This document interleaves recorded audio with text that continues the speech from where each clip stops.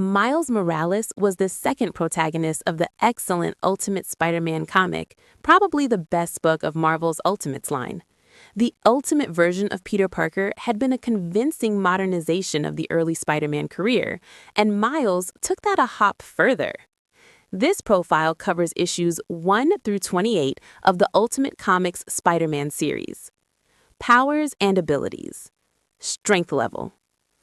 Though it has never been accurately measured, it is clear that Spider-Man possesses superhuman strength. Presumably, his strength level is commensurate to that which was possessed by Peter Parker, allowing him to lift or press approximately 10 tons directly overhead, Class 10. Known superhuman powers. Like Peter Parker before him, Miles Morales' body underwent a series of mutations immediately after being bitten by a genetically engineered spider. The process enhanced his metabolism, nervous system, muscles, and the composition of his skeleton and connective tissues. As a result, he gained superhuman strength, speed, reflexes, agility, equilibrium, and durability. In addition to his raw physical enhancements, Miles developed several other superhuman abilities as a result of the spider bite. Adhesion, one of which is an unusual ability to cause parts of his body to adhere with great tenacity to most surfaces. This effect seems to be centered on his hands and his feet and can be activated or deactivated at will. The strength of his adhesion is remarkable. He can literally stand on any solid surface and support large amounts of weight while doing so. Premonition. Miles also developed a subconscious premonitional danger sense. This ability alerts him to potential hazards via a tingling sensation in the back of his skull. The sensation's intensity varies in direct proportion to the severity of the hazard and usually begins to tingle anywhere from several hundredths of a second to several minutes before the hazard manifests itself. When combined with his phenomenal reflexes, this spider sense normally allows Miles to avoid most forms of injury, from punches to bullets. Electrocution. Unlike Peter before him, Miles can generate a potent bioelectric charge in the palms of his hands that he can use to shock his opponents with the slightest touch. A few seconds after making contact with this bioelectric field, or his venom blast as he calls it, the victim's nervous system reacts in a similar manner to way it would if it made contact with an overpowered taser. The victim suffers intense pain, disorientation, paralysis, and eventually unconsciousness, but none of the effects are permanent. Chameleon. Another ability that Miles possesses that Peter didn't is the ability to actively blend in with his immediate surroundings, effectively becoming invisible to the naked eye. Initially, he had little control over this ability, but he has mastered it as of late. Other abilities. Despite his complete lack of formal training, Miles's unnatural agility, reflexes, and coordination make him an extraordinary melee fighter. He has learned to mimic the original Spider-Man's fighting style by watching old online videos of Spider-Man's past battles. His enhanced dexterity allows him to fire his web shooters with uncanny accuracy and to swing over the New York skyline with unnatural grace. Paraphernalia. Miles utilizes a pair of web shooters that have been provided to him by S.H.I.E.L.D., which were manufactured based on Peter Parker's original designs. The web shooters are wrist-mounted devices that shoot strands of a sticky fluid. The fluid quickly dries, becoming extremely durable when it contacts the air, and can be shaped into a variety of forms.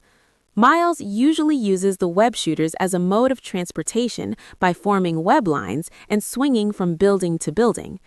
Miles's costume has also been provided to him by S.H.I.E.L.D. and presumably is highly durable and insulated against the cold.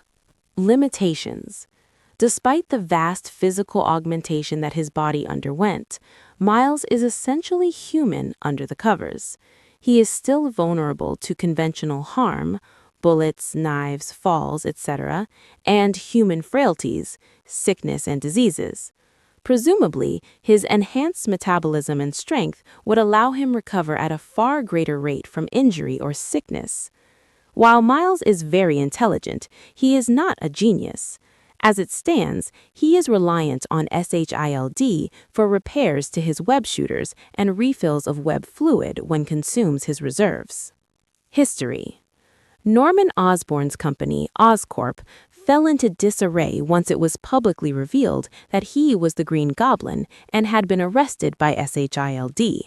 Its stock crashed, most of his staff quit, and several of its facilities were abandoned. Osborn had been in custody for several months when Aaron Davis, aka the Prowler, was hired to pilfer a particularly valuable asset from one of Osborn's laboratories. Aaron gained entry to the abandoned facility with ease, and after a brief search, found the small red box he had been sent to recover. Unknown to Aaron, a large spider crawled into his duffel bag during his exploration of the lab. None the wiser, Aaron left the facility and returned to his Brooklyn apartment. The lottery. Shortly thereafter, Miles Davis, Aaron's nephew, dropped in unexpectedly on Aaron. He had hoped to escape all of the excitement of his own home. Through luck alone, he had won the final spot in a charter school lottery. Despite the news, Miles wasn't truly happy. He felt guilty that he had been awarded such an incredible opportunity for doing nothing, while other deserving individuals had not. Aaron convinced Miles that feeling guilty was foolish and that he needed to take every advantage of the situation.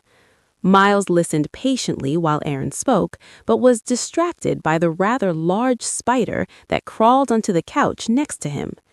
Puzzled, yet curious, he didn't have time to register the danger before the spider promptly bit him on the hand. As the spider's venom took hold of his system, Miles fell to the floor, convulsing and frothing at the mouth. He only had a moment to register Aaron bursting into the room before he lapsed into blissful unconsciousness. A few minutes later, Miles regained consciousness. He had barely regained consciousness when his father, Jefferson, burst through the door of Aaron's apartment. After confirming that his son was okay, Aaron had called him when Miles collapsed. Jefferson rounded angrily on his brother, Aaron, and demanded to know what he had done to the boy.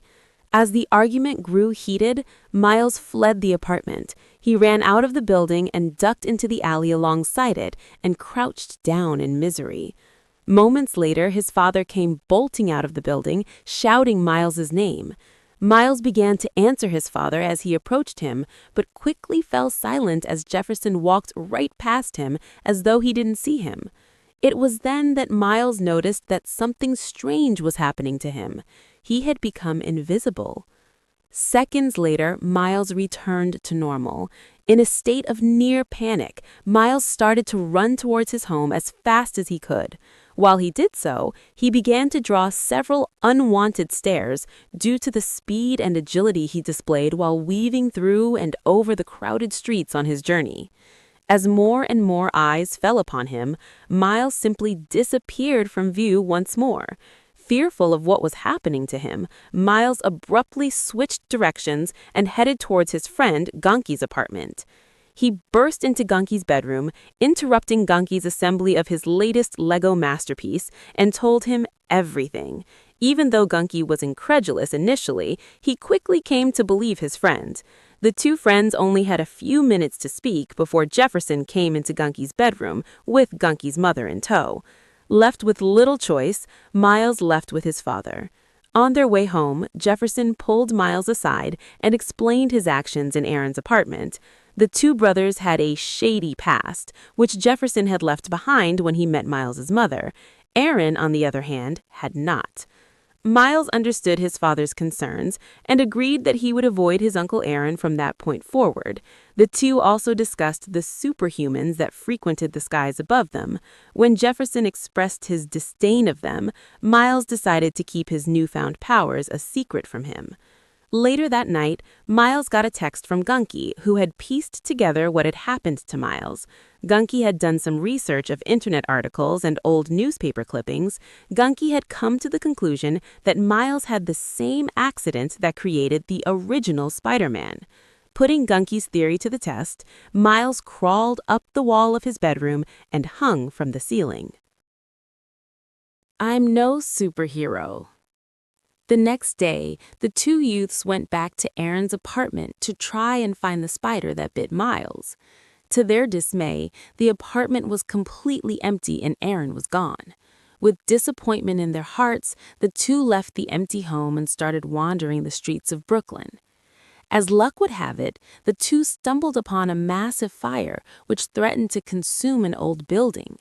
When they realized that the firefighters were having issues getting to victims on the top floor, Ganke persuaded Miles to use his powers to help. While he was reluctant at first, Miles darted up the side of the building and saved two of the victims from the blaze. After a hearty round of thanks from the firefighters, Miles scampered away from the scene.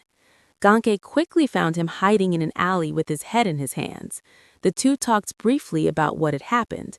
While the experience was rewarding, it had scared Miles, and he decided in that moment that he would never do anything like that again. He reasoned that there was already a Spider-Man and that there didn't need to be another. He vowed that he would simply be a normal kid from that point forward. Months later, Miles and Ganke found themselves adjusting life at Brooklyn Vision's Academy.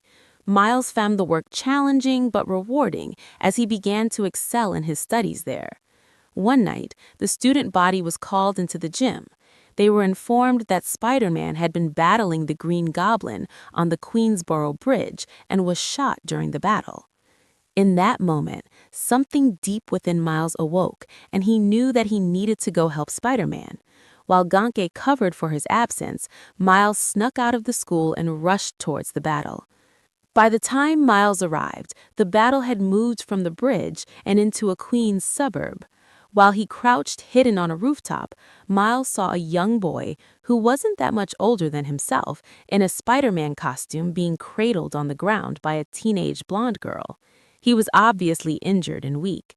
As he got closer, the young man succumbed to his injuries, and a great hush fell over the crowd that had been watching the battle. Spider-Man was dead. Miles, not knowing what to do, crept up to the girl that had been cradling Spider-Man and asked, "What was his name?" She replied, "Peter Parker."